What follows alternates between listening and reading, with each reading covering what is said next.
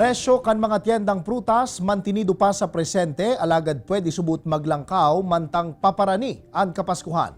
Mantang mga paratienda man sa Naga City People's Mall, sibut na sa pagpreparar para sa Christmas rush. Uyan report. Pirangal daw pa man antes ang Kapaskuhan, preparado na ang fruit section na ini sa Naga City People's Mall sa pagruso kan mga parabakal.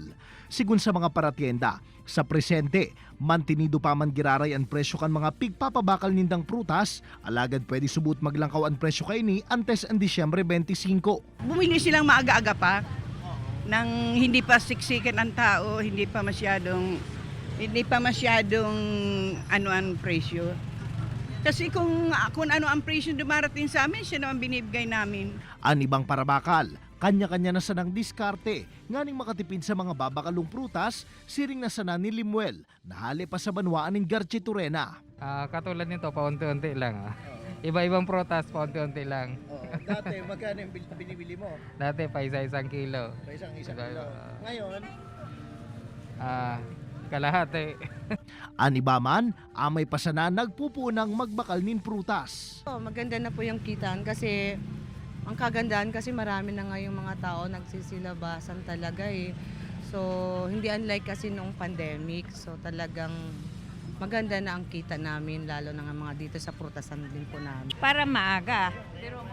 Walang siksikan, saka habang mura-mura pa. Kasi pag naglapit tataas ang presyo. Sa presente, nagkakawat ang presyo kan mansana sa 15 hasta 30 pesos kada pidaso depende sa size.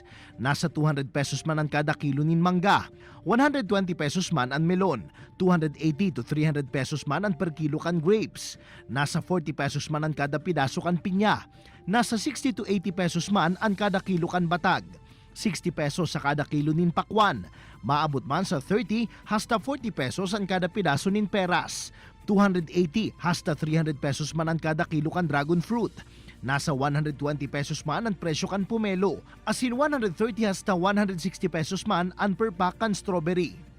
Mientras tanto sa presente, nagpepreparar naman ang mga paratienda sa Christmas rush. Abiso kan mga ini sa mga parabakal na limitado ang budget para sa Noche Buena, magpili nin barato alagad magayon na klase nin brand. Kung gusto mo ng pasta, meron namang 1 kilo, 110. O pwede na yun. Tapos hotdog, may mura namang hotdog, yung murang tatak. Yun na lang yung bili nila. Tapos meron namang murang cheese. Pwede na. Para makapagsabi. Basta yung mga, yung hindi masyadong magarbong brand. May mga presyo naman kasing mababa eh.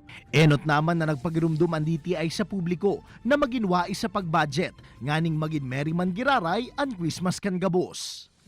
Kaibanan si Jovel Ubiso, Jesse Cruzat, Balitang Bicolandia.